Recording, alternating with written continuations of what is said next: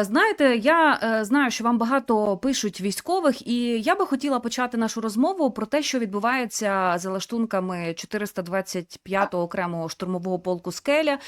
Очевидно, що цей гучний скандал в підрозділі, що там відбувається, який набирає тільки обертів, тому що з'являються якісь нові свідчення.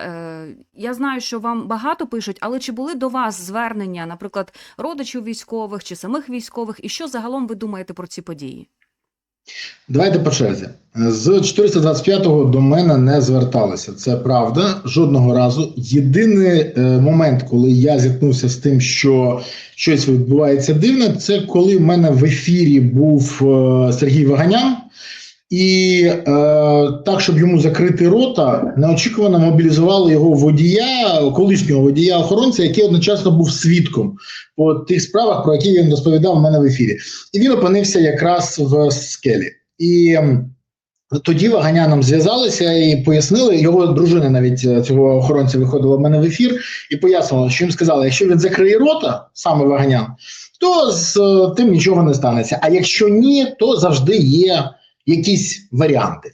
І це було не дуже, м'яко скажу, коректно. Але ситуація це була єдина, коли я зрозумів, що дійсно про те, що кажуть, що там є питання до «Скелі». Хоча з іншого боку, я скажу ще один момент. Нещодавно я запросив одного комбату прокоментувати. Після того, як він до мене звернувся, я розказав про те, що відбувається, як ставиться в армії на так звану реформу ЗСУ від Міноборони. Я кажу, а давай ти в мене розкажеш про це в ефірі. І він мені каже, дивись, я розкажу за 15 хвилин після цього в мене буде ДВКР, потім дуже швидко я опинюсь в «Скелі», а далі на позицію, звідки я не повернусь. Оце був такий тривожний дзвіночок ще один. Більше перетикань зі Цією «Скелею» ситуацією, да, вас не було. Ну, якщо для аудиторії сказати, то зараз у полку тривають одразу кілька перевірок, а після цього резонансного розслідування журналістів про можливі катування, побиття, небойові втрати, смерті мобілізованих. Перевірки тривають від ДБР, від Офісу омбудсмена і від Генштабу ЗСУ. Командира цього полку зараз відсторонено від виконання обов'язків, але все одно в людей залишається головне питання, чи призведуть ці перевірки до якихось реальних змін, бо, як казала сама військова омбудсменка Ольга Решетилова, схожі перевірки в «Скелі» вже тривали і того року. Ін, не призведуть. Я зразу вам скажу, поясню чому. По-перше, всі ті, хто заступники, всі залишились на посадах, всі ці люди... Дивіться, зараз відбувається імітація бурхливої діяльності. Всі знають, що «Скеля» 225-й – це особисті штурмові підрозділи Сирського. Саме так. Це його особиста гвардія. Більше того, ви ж пам'ятаєте, як він хотів їм дати символ цей «Барс», бо це його позивний «Барс», і він дуже хотів залишити після себе якийсь такий слід. Створення штурмових військ. В Верховній Раді нема голосів за це, тому що не попри те, що він хоче, а в Верховній Раді за це голоси не готові віддавати переважно більшість. Є причини на це. Це перше. Друге, Сирський буде рятувати свої підрозділи як може. Чи є в нього вплив? Є в нього вплив. Чи є такі перекоси, про які розповідала Юлія Кирієнко-Мерінова, наприклад, своєму, або розслідування, яке дав Бабель? Так, все це є. Але давайте поговоримо про інше. А звідки з'явилася ця «Скеля»? Ну, давайте так, це ж не з пустого, не з порожнього місця. І тут треба розуміти, що це наслідки багатьох дій влади або багатьох бездіяльності з боку влади. От коли я попереджав про наслідки відмови від системного підходу до мобілізації і зрив мобілізації з Зеленським, а також про наслідки звільнення Залужного, а це відбулося після того, як він сказав, що він і Генштаб звернулися до Зеленського і сказали, нам потрібно мобілізувати 450-500 тисяч людей протягом одного року, готувати їх від півроку до року, для того, щоб протидіяти росіянам. Зеленський вийшов тоді на прес-конференцію, пам'ятаєте, він це сказав? Я не бачу аргументів на це, не потрібно. Ці його рішення призвели до втрат на фронті Авдіївки, Солідара, Вугледара. Ми бачимо і досі наслідки того рішення. Тому що головком і Генштаб сказали, це потрібно робити. Що сталося? Зеленський вирішив пограти в популізм, а це коштувало Україні доволі дорого, а щоб не заважав Залужний, він його зняв. Більше того, Залужного зняли не тільки за це, а й за те, що в нього рейтинг був значно вищий, популярність значно більше. І він єдиний, хто залишався, хто казав Зеленському «ні». Він казав «ні». До речі, коли кажуть, а як тоді Зеленський керував Сирським? Через голову Залужного. Дуже просто. Він просто віддавав напряму команди як верховний головнокомандувач. І комунікації між Сирським і Зеленським були завжди прямі. Тому тут нічого дивного. Тоді мене не зрозуміли, і я отримав хвилю хейту. Коли я пояснював, що неможливо карати повістками за будь-яке дрібне правопорушення, або взагалі неможливо карати повістками, і сподіватися, що це не знищить мотивацію служити, то мене хейтили. А я пояснював. Пам'ятаєте відому історію? Сексом зайнялася парочка на пляжі в Одесі. Він іноземець, вона українка, їм обом вручили повістки. Маразм. Але цей маразм був тільки одною частинкою загального пазлу. І таких велика кількість була. Хтось порушив комендантську годину, тобі повістка. Хтось не прийшов на якісь там, не знаю, заходи, повістка. Хтось щось там робив, повістка. Повістками почали карати. І це ненормально. Бо наступна дія людини, в її голові так відбувається. Когось карають повістку. До мене прийшла повістка. Я ж нічого не порушив. За що мене так? І це призвело до зриву мобілізації. Це одна з частин. І це знищило мотивацію служити. Мене, до речі, теж хейтили за те, що кажуть, ага, ти не хочеш, щоб армію поповнювали? Ні, я не хочу, щоб карали повістками. Бо треба пам'ятати, що захист держави – це не тільки борг українців, а ще і священний обов'язок. Це теж треба пам'ятати, бо у нас усіх є не тільки права, а ще й обов'язки.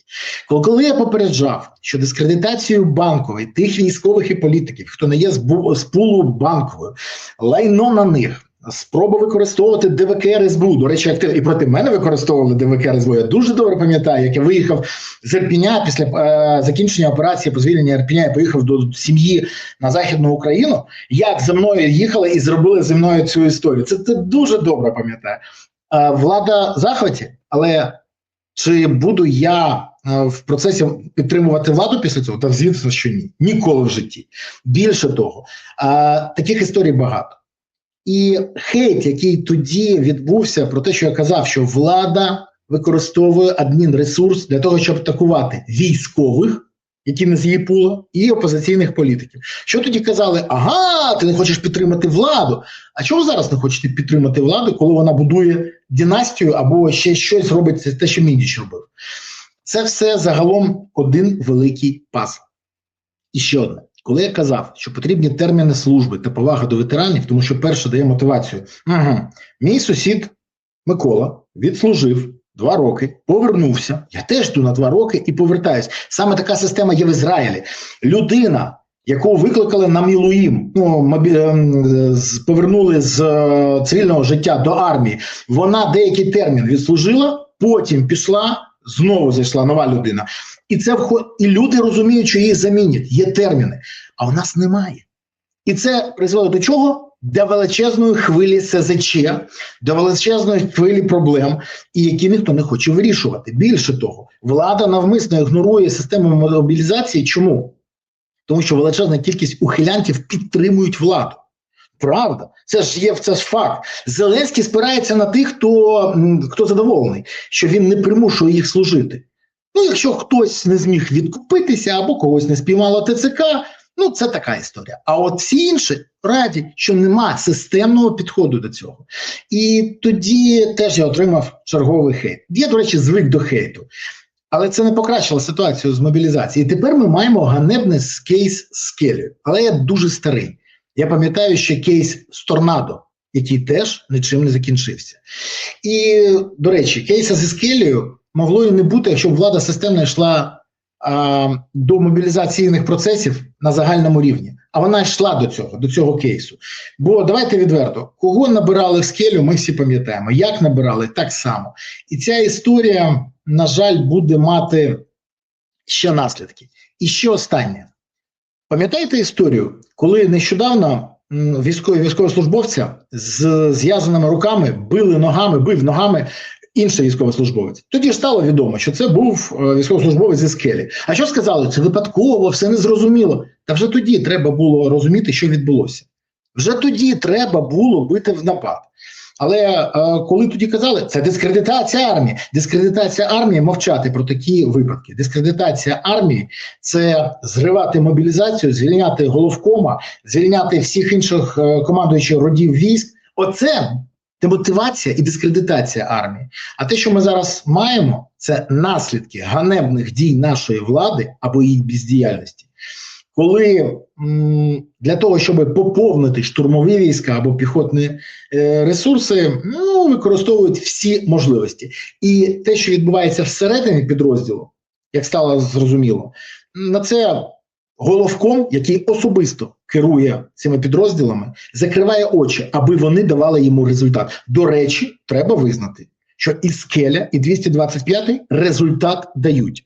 Але от багато хто каже, такий же самий результат давав і Вагнер, росіянам. Але всі пам'ятають, яким засобами це керувалося. Тут так само. Не треба дивуватися, що інколи, коли ти борешся з драконом і не контролюєш процеси, то сам перетворюєшся на дракона. При погодженні Сирського і Зеленського це і відбулося.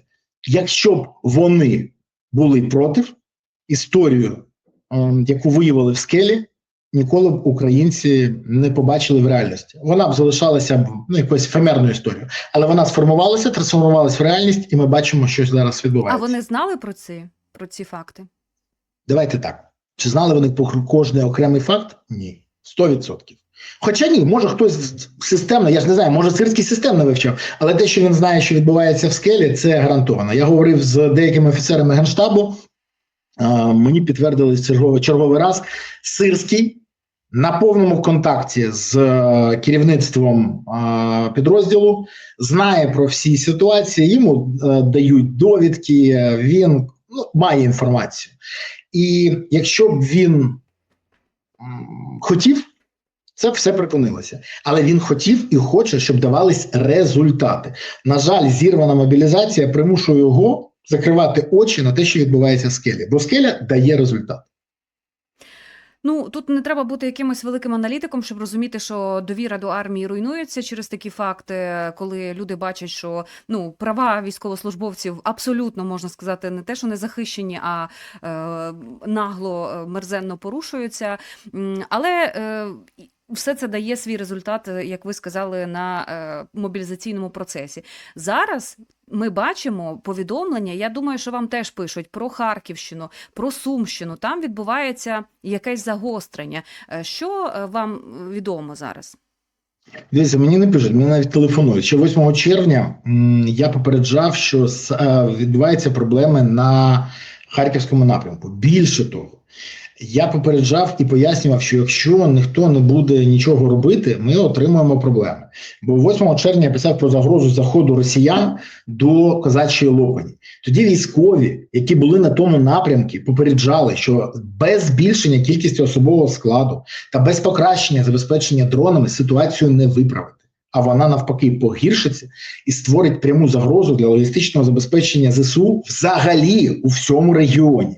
І окрема історія про небезпеку для Харкова, тому що якщо росіяни зайдуть в Козачу Лопать і наблизяться до Харкова, то вони можуть бити вже ствольною артилерією по Харкову, і це відкриває можливість наступу на Харків. Тому попередження були зроблені. Я публічно вийшов і, до речі, отримав знову хейт. Це дуже було смішно, тому що постійно, я постійно відчуваю, що ми живемо в фільмі «Не дивись вгору». Постійно попереджаєш, летить метеорит, не дивіться вгору, все добре, все буде добре. Тут так само. А попереджаєш, 3 тижні пройшло. Нічого. І тепер російська армія, використовуючи тактику інфільтрації, просочується через кордон на Харківщині і рухається в напрямку селища Козачий Лопать. А, до речі, вона в 2 кілометрах від кордону. Щоб для розуміння. Нам там не вистачає людей просто, щоб їх відловити. А ще не вистачає дронів, щоб дроні спостереження навіть, не FPV, а спостереження, які б сказали, там прорив, туди срочно треба когось. Немає. А Міністерство оборони знову розповідає про якісь реформи, малює красивий графік. Я розумію, що Фьодоров, який ніколи не служив, який займався до війни продажу пігулок для схуднення, а потім під час виборів ботафермами, про що, до речі, ваші колеги-журналісти робили розслідування, зараз зосереджений знову на красивих інфографіках. А зосередитись треба на обороні. І це те, що він не може зрозуміти. Тому ми спостерігаємо вже наявність представників окупаційної армії вже декілька тижнів в самому селищі. Це підтверджує і місцеві, і військові. І через відсутність людей в підрозділах і дронів, які б могли завадити цьому, інфільтрація ворога триває і далі. І це тільки, як вам сказати, це тільки одна частина всього загального пазлу, який, якщо скласти, то в мене відчуття, що це навмисне дії. Ну, а як інакше? Тебе попередили, що є проблема, ти можеш її вирішити. Ти не вирішуєш. Ти або навмисно це робиш. І мова навіть не про тих, хто керує на цих участках. Тому що, не може, наприклад, драпати, якщо в нього 5 людей, закрити вогневу смугу, для якої потрібно 25 людей. Це неможливо фізично. Він диво зробити не може. І для зрозуміння.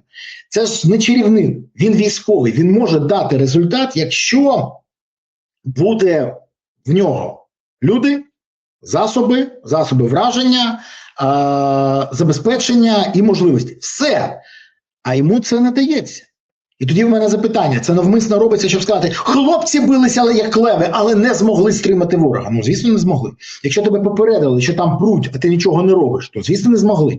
І так само, до речі, я пам'ятаю, як ми попереджали по Покровськ, як попереджали всі інші експерти, що, дивіться, є проблема з часиком, є проблема з Констахою, і відбувається все те. А Зеленський, до речі, мовчить з цього приводу. Хто за останній час, пані Інно, ви чули за останній раз, коли в останній раз чули від Зеленського про фортецю Покровськ, про фортецю Мирноград? Ви чули хоч колись? От коли ви останній раз чули? Правильно, він мовчить, бо це дуже непопулярно. До речі, він так само потім замовкав після фортеці Бахмут, після фортеці Авдіївка, після фортеці Часик Яр, після кожної фортеці він мовчить. Навіть нічого не говорить. І навіть висновків не робить. Навпаки, мовчить з приводу нападів на військовослужбовців ТЦК, мовчить з приводу перевищення сили до мобілізованих з боку військовослужбовців ТЦК. Він хоче бути хорошим для всіх, і він мовчить. Верховний головнокомандувач мовчить через те, що нападають на його підлеглих з ножем і вбивають їх в тилу. І він мовчить. Я розумію, що він теж чотирьохразовий ухилянт. І він розуміє психологію тих, хто на нього орієнтується. Але є ще інші люди, які орієнтуються на захист країни. І військові, не просто розчаровані, вони деморалізовані цими історіями. Як тією брехнею Зеленського, який обіцяє, що до кінця 26-го року відбудеться демобілізація, ви ж пам'ятаєте цю історію? А зараз всі розуміють, що не відбудеться. До речі, от тут менше розчаровані, тому що те, що Зеленський бреше постійно, всі вже зрозуміли. Пам'ятаєте, якщо в Києві буде блекаут, в Москві буде блекаут, в Києві буде блекаут. Що там в Москві було з блекаутом? Нічого? Ну так, буває. А пам'ятаєте це? До кінця 25-го року 3000 ракет. Угу. Хоч би 300 зробив. Але навіть не вибачився за цю брехню. До речі, він брехав з самого початку. Ми всі пам'ятаємо, як він казав на інтерв'ю з 4 представниками різних телеканалів. Ми вже розробили вакцину проти ковіду. От незабаром всі її побачать. Вибачте, про ковід вже забули, як і про вакцину. Цікаво, де гроші, які виділили на розробку цієї вакцини. Цікаво, хто відповів за те, що вакцини немає. Цікаво, чи був та причетний до цього Міндіч. З часом дізнаємось, не зараз. Але для розуміння, переважна більшість військових розуміє, що Зеленський бреше. Дуже часто бреше. І, на жаль, це, як завжди, в мінус. Так от, в цій ситуації треба розуміти, що ігнорування ситуації призводить до її погіршення. А у нашої влади це перманентний стан. І ще одне. А про Херсон у нас багато розповідають? Я щось не бачу постійно. А Херсон стирають, просто стирають з обличчя землі. І вже Запоріжжя стирають. І Запоріжжя. І про це мовчать. В Запоріжжя і в Півіхі в маршрутку прилетають. Ви розумієте? Це страшне. Дивіться, ми коли служили, я починав, до речі, службу, коли я заходив в Ірпінь, я був доброволець взагалі. Зі мною не хотіли підписувати тоді навіть ТРО, не акцептували мені контракт, хоча я підписав, а з іншого боку, ні. ДФТГ відмовлялась, тому що кажуть, там наверху кажуть ні. А от служба в ЗСУ почалася на Запоріжжі, Оріхівський напрямок. І я можу сказати, що так сталося, що я дуже добре розумію цю територію, тому що я її всю протопав своїми ногами. І коли зараз я бачу, що там відбувається, то мене це тішить, тому що там зараз відкидають ворога. Але знову і знову. Те, що відбувається там, це тільки сталося тому, що там ворог скляв ті війська, які там знаходились, і перекинув їх на інший напрямок, на Констаху. Для розуміння. Це не тому, що в нас різко стало більше людей в підрозділах, або забезпечення покращилось, хоча часткове забезпечення дійсно покращилось. Ні. Це тому, що ворог там ослабив тиск. Але якщо він повернеться, що буде далі? Я чому це кажу? Тому що якщо не виправити ситуацію на землі, в повітрі у нас добре, мідл-страйки, діп-страйки, все супер. Але якщо не виправити ситуацію на землі, ми будемо потрохи втрачати територію. І для того, щоб всі розуміли, поки ворог просувається на фронті, за будь-яку ціну, втрачаючи 1000–1500 окупантів в день, але він буде просуватися і далі. Путіну байдуже, скільки росіян подохне або іноземців. Йому важливо, щоб йшло просування, щоб він міг казати, от ще захопили. Він чекає оголосити, як він захопив Констаху. Він це чекає для розуміння. Можна було не допустити захоплення Констахи? Можна. Але для цього треба було працювати і з мобілізації, і вирішувати проблеми її, і проблеми СЗЧ, і проблеми граничних термінів служби, і проблеми забезпечення дронами, і мотивації. До речі, ви бачили хоч одну державну національну кампанію по мотивації служби в ЗСУ?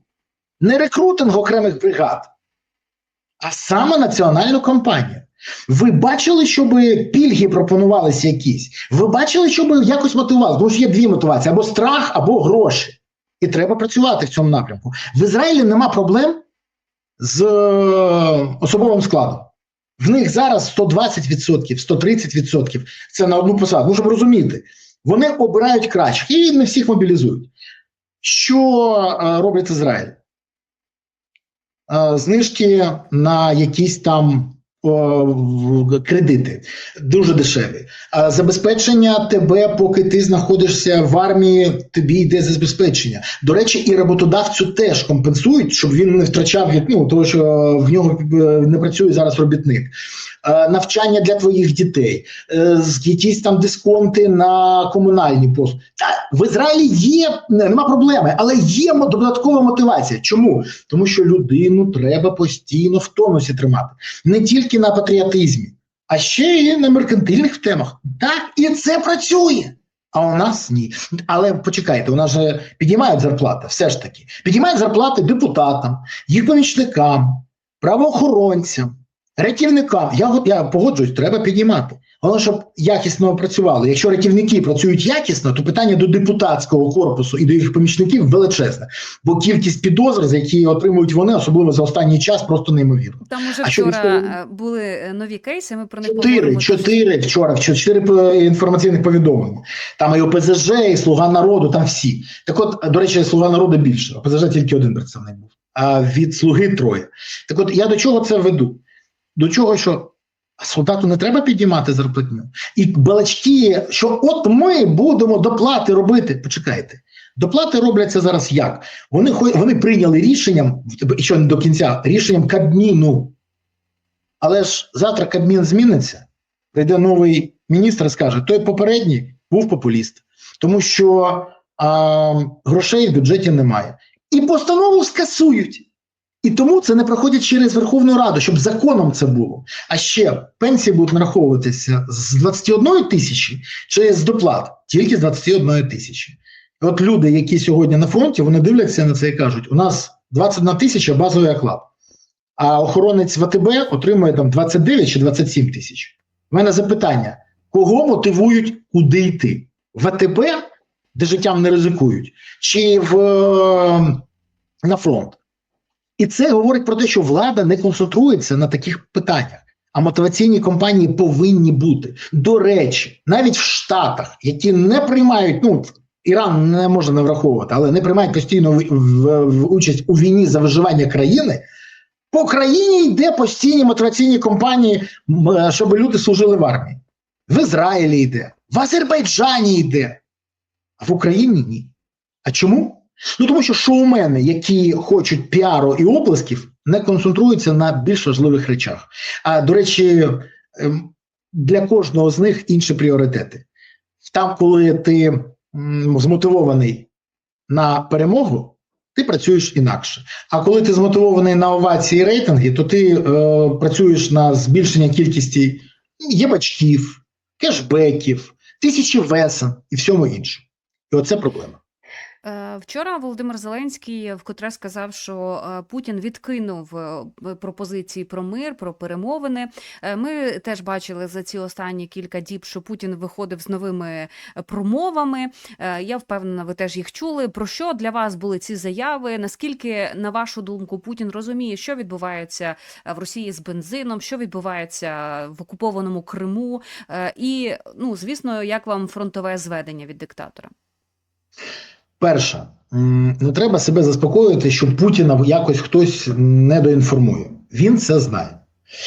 Скажіть мені, будь ласка, чи знає Зеленський, що відбувається в Констасі? Як ви думаєте? Ну, хотілося б думати, що знає. Знає. Але ви щось чули б від нього про Констаху? Так само і від Путіна. Ви нічого не почуєте. Вони обидва продають суспільству тільки добрі новини. Ну, Путін на білому оці каже, на декілька відсотків піднялась ціна на паливо. Декілька відсотків! В Криму ціна палива 350 рублів. Амурський край 140 рублів.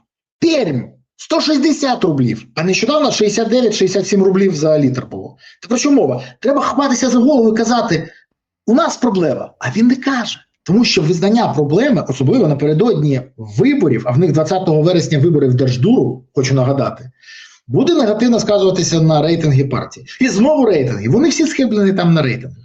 Коли кажуть, що Путін щось не знає, це може бути. Він дійсно не знає всього. Але загалом про прильоти по Москві знає. Про те, що в Капотні не буде працювати НПЗ до кінця цього року, знає. Про те, що тільки Омський НПЗ ще не влучений, знає.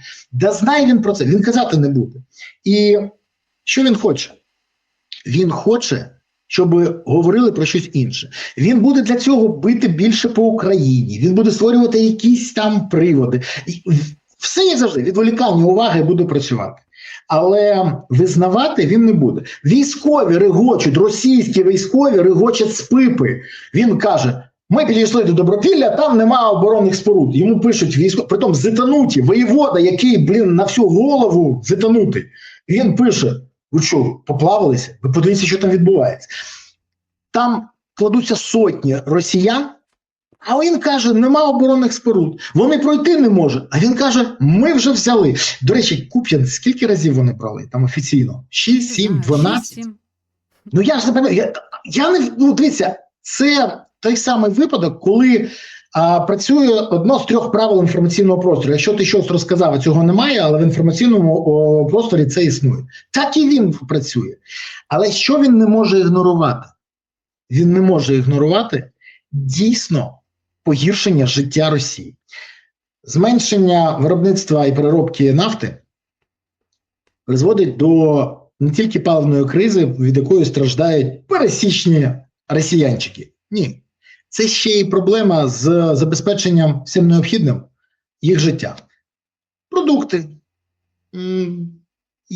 вода, все, що привозиться в магазин, це проблема. Буде здорожчуватись. А окрім того, аграрка. Я завжди на це наголошую. Аграрка, їм треба збирати урожай. Не зберуть урожай, ціни ще злетять. Для нас це добре.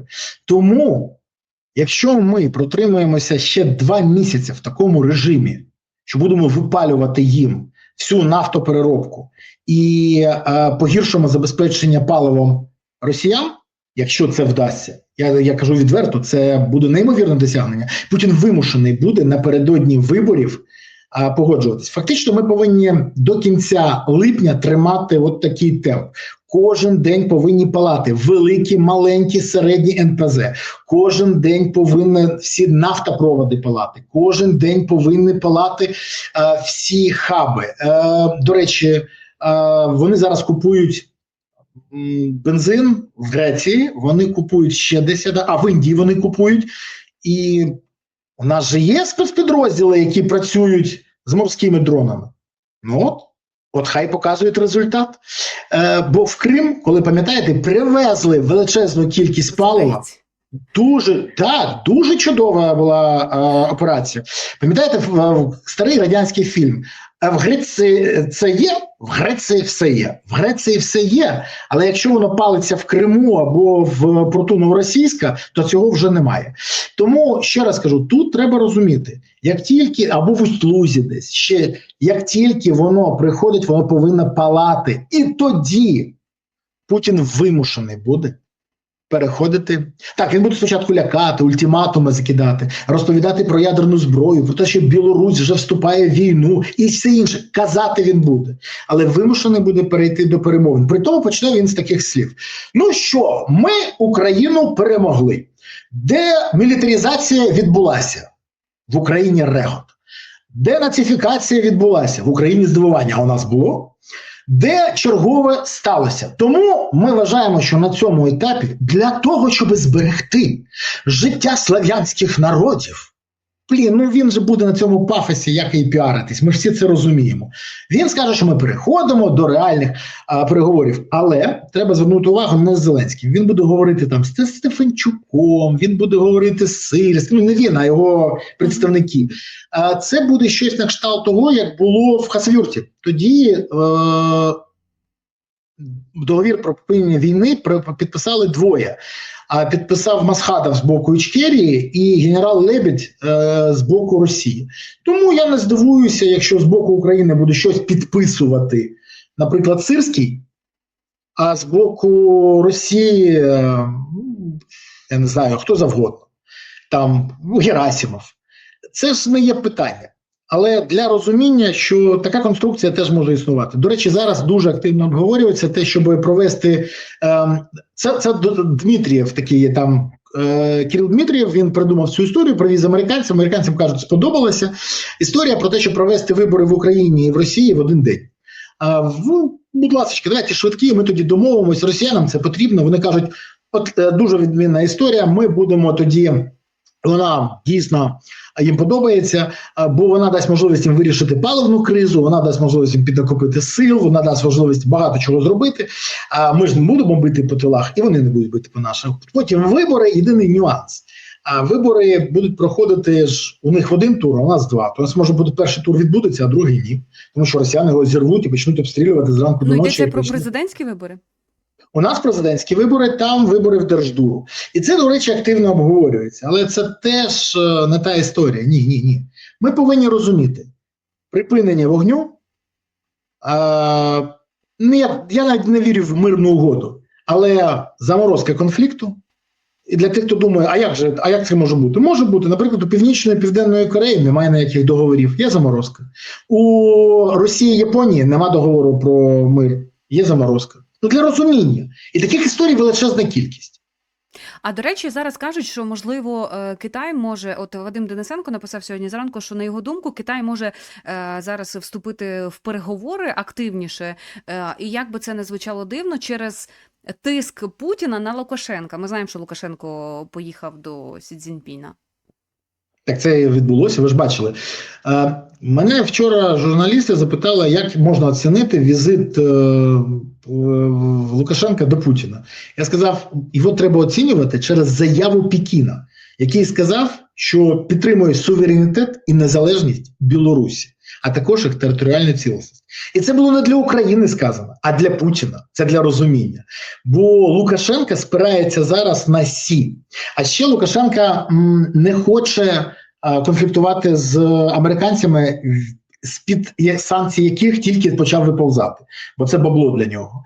Тому Лукашенко поїхав на переговори, але про інше. Він поїхав домовлятися за себе. Йому важливо зберегти себе і свого коліньку. Все інше – це сподівання, але поки не дуже. Тільки тоді Китай вступить в гру, коли зможе домовитися зі Сполученими Штатами. Розмова буде йти не про Україну. Це наше величезне сподівання, що ми можемо бути тим краєугольним каменем, через який будуть всі розмовляти. Ні. Це буде велика глобальна розмова, яка, до речі, зірвалася, коли Трамп приїжджав до Сі, ми всі пам'ятаємо, бо тоді не домовились ані по Ірану, ані по Україні, нічого. І тут питання ж, як завжди, через економіку. Давай так, це дуже велика розмова, але я можу сказати, Китай вступить тільки тоді, коли домовиться про щось з Сполученими Штатами. Росія просто виконає наказ Китаю. Ви праві в тому, що це дуже велика розмова, вона заслуговує на окреме відео, можливо, ми і зробимо якусь таку тему для цього, але давайте, у нас вже 36 хвилин ми в ефірі, давайте підсумовувати, і я запитаю про дрони. Ви згадали всередині розмови про дрони, сказали, що в нас їх не вистачає, буде питання комплексне з двох підпунктів. Перше, як ви пам'ятаєте, на конференції у Гданську Урсула фон дер Ляєн оголосила про виділення грошей і кредиту Україні, і Політіко написало, що 6 мільярдів притримали на дрони через те, що хочуть якось більше контролю, куди ці гроші підуть. Чи пов'язане це рішення із скандалами з закупівлею дронів в Україні, з корупцією в Україні, раз. І друге, сьогодні бачу, що Польща не передаватиме Україні винищувачі Міг-29, це заявив очільник Міноборони цієї країни. Причиною стала відмова Києва ділитися технологіями виробництва дронів. Тут різні питання, але тема одна. Дуже швидко відповім. В першому випадку ви праві, так. Корупційні схеми і причетність деяких осіб до них в державі підняли це питання в Європі. Європейці дуже скептично ставляться до ситуації. Вони не ідіоти, вони мають інформацію від своїх розвідок, а також від фінмоніторингів. І коли фінмоніторинг каже, дивіться, дрон, там мають вони максимум накрутку, можуть ставити 25%, а вони ставлять 75%. А вони кажуть, ми ж даємо 6 ярдів, і вони хочуть з цих 6 ярдів 4,5 в кишеню просто покласти. Так в нас є куди покласти ці гроші у нас. Можна побудувати нові дороги, можна побудувати нові лікарні, можна якісь льготи для наших громадян. Ні, так не вийде. І тому вони дійсно зараз посилюють контроль. Вони будуть давати ці гроші. Мені вже відомо, я говорив з європейцями, ці гроші ми отримуємо в липні, тож в серпні ці гроші Україна зможе заплатити за дрони. Але ще раз кажу, корупційний шлейф нікуди не дівся. І питання, хто той Вова, для якого будують дім в династії, в Європі, стоїть доволі грубо. Хоча вони і знають, хто цей Вова. Тому корупція вбиває. І вбиває реально. І вбиває українських військових. І якщо ми хочемо все ж таки отримати бажане, з корупцією треба не лише боротися, а й заважати їй множитись. А це треба, щоб робив Володимир Васильович Зеленський. І почав з того, щоб відповів, так хто ж той Вова, для якого будують дім в династії? От тоді, може, щось і зміниться в країні. І про зарубу з поляками. З поляками я можу сказати так, вони свої, скажімо так, амбіції повинні якось корелювати. Так, я погоджуюся, що питання дронів поляків дуже цікавить, і я розумію, чому. Але, скажімо так, мені б хотілося, щоб спочатку вони вирішили свої питання з білими орлами, а потім поговоримо про дрони.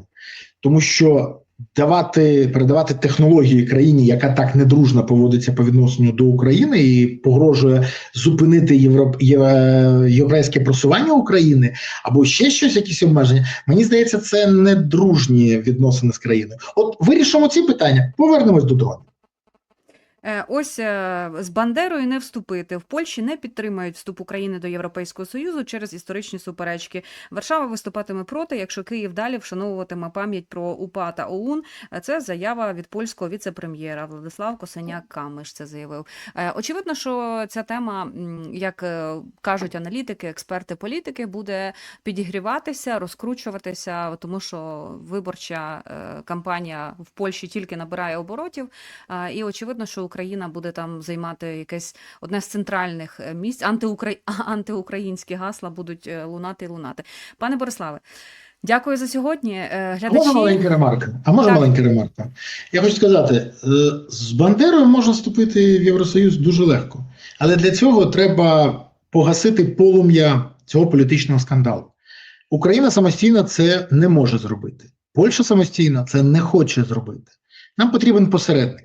Для того, щоб ми отримали результат, сьогодні є декілька кандидатів, але найкращий з них, який може досягнути результату, і погасити це полум'я, і закрити це питання на багато-багато років, якщо не назавжди, це Папа Римський, який для католиків є авторитетом значно більшим, ніж будь-який президент, прем'єр, віце-прем'єр, міністр оборони або інший польський політик. Чому Україна не звертається до папського нунція, який знаходиться в Києві, або напрямик до папського престолу? Для мене велика загадка. І тоді я думаю, що комусь дуже вигідно, щоб це полум'я не стухло, і щоб Україна не йшла до Європи. Бо нашим чиновникам дуже не подобаються правила, по яких живе Європа. Бо красти вони звикли, а відповідати не хочуть. І саме тому, може, хтось і не хоче, щоб це полум'я згасло.